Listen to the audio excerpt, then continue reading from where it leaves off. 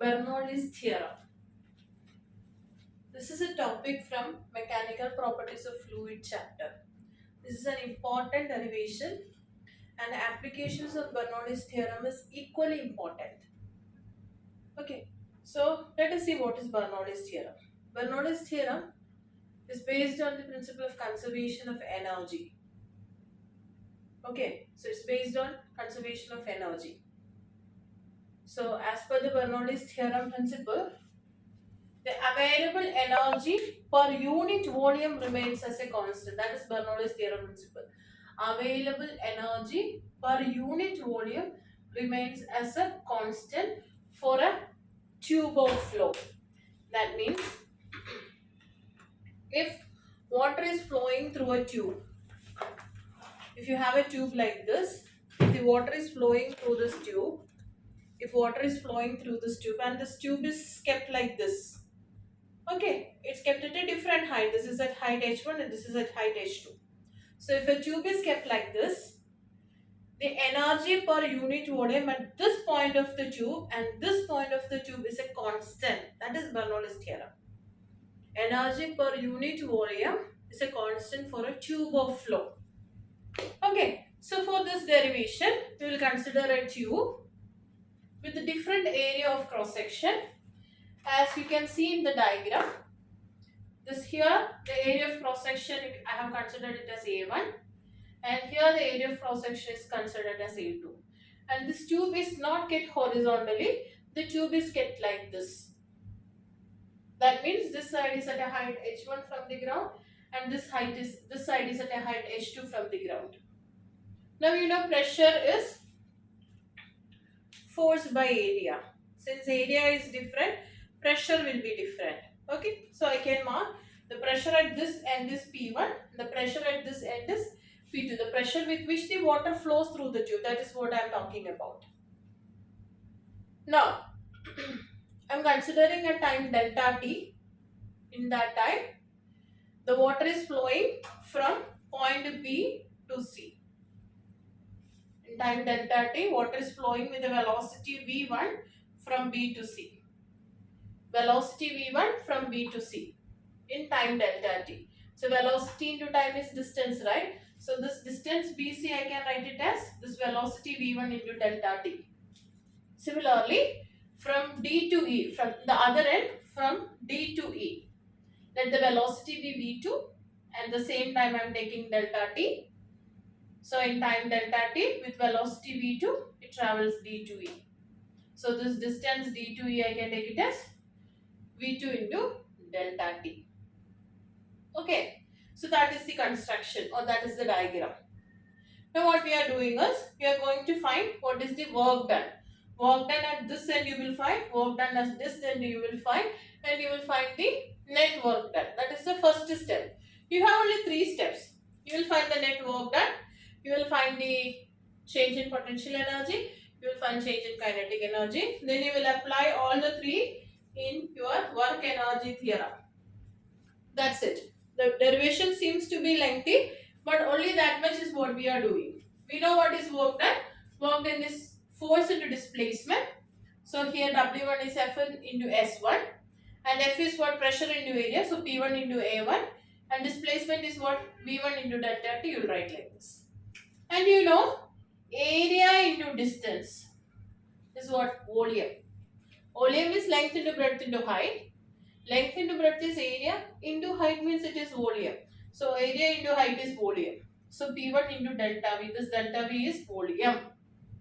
Okay, so what volume it is? The volume of liquid passing in delta T time.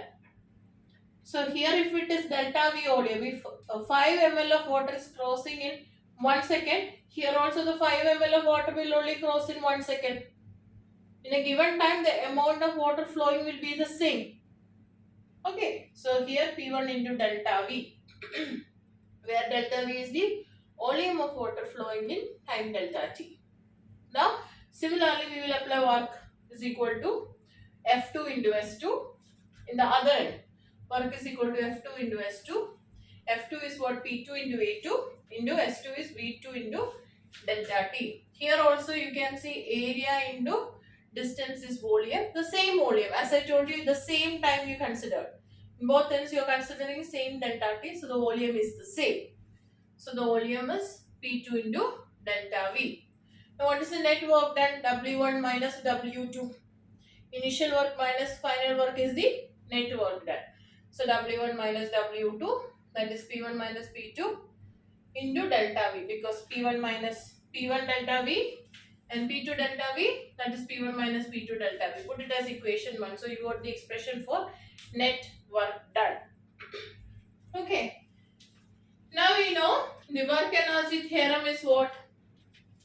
As per work energy theorem, delta W work done is equal to sum of potential energy plus kinetic energy. Change in work done is equal to change in potential energy plus change in kinetic energy. So now I am finding change in potential energy.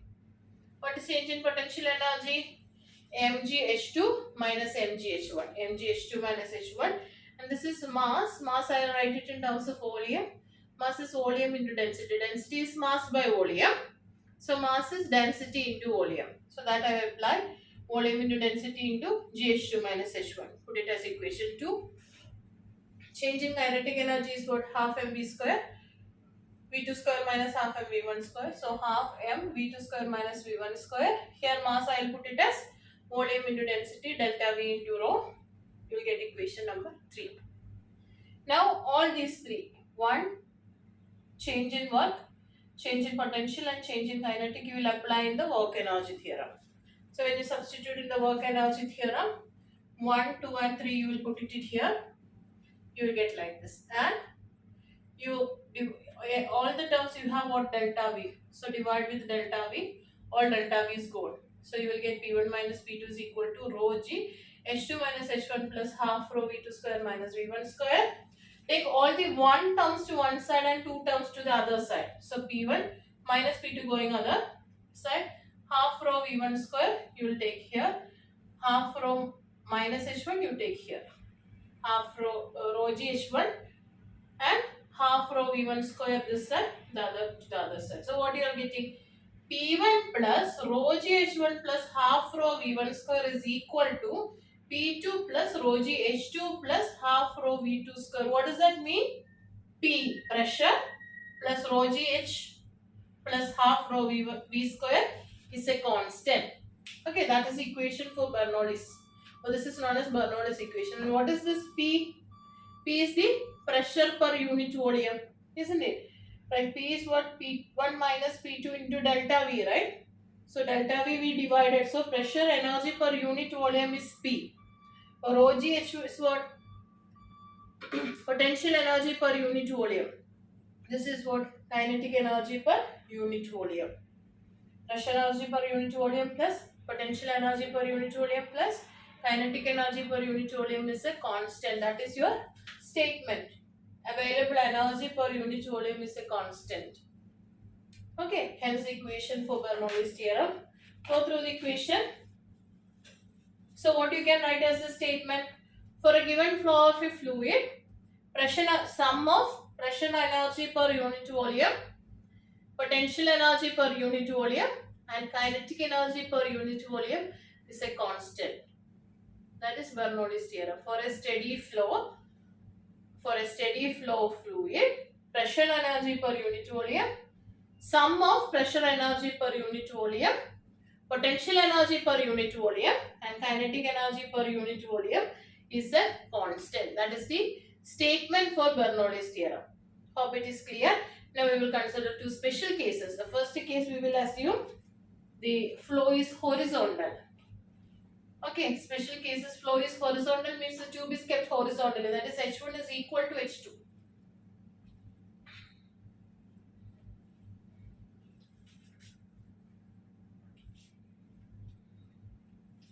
So case 1,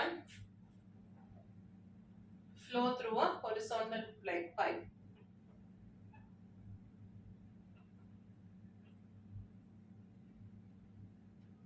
If the pipe is horizontal, what will happen?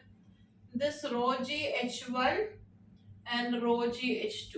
This term will be gone because rho g h1 minus rho g h2. here this is be 0, right? H2 minus H1 will be 0. So that term will be gone. Okay. So if the pipe is horizontal, change in potential energy will be 0.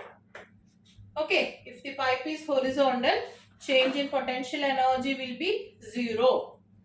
Okay. For a horizontal flow of pipe, change in potential energy will be 0.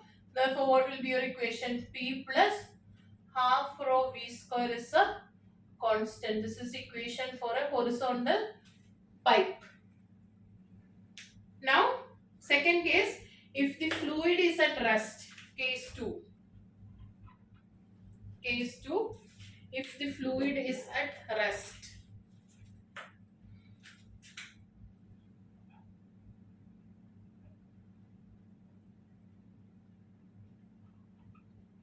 That means what? Change in kinetic energy will be what? 0. Change in kinetic energy will be 0 because fluid is at rest, right? Fluid is at rest. So what will happen to the equation? This term will be gone. Only you will have P plus rho GH is a constant. Okay, so you will have P plus rho GH is a constant. So you will get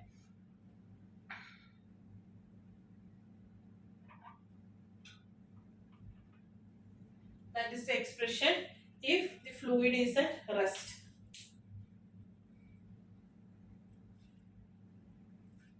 Or what is this P? P is what? P1 minus P2, right?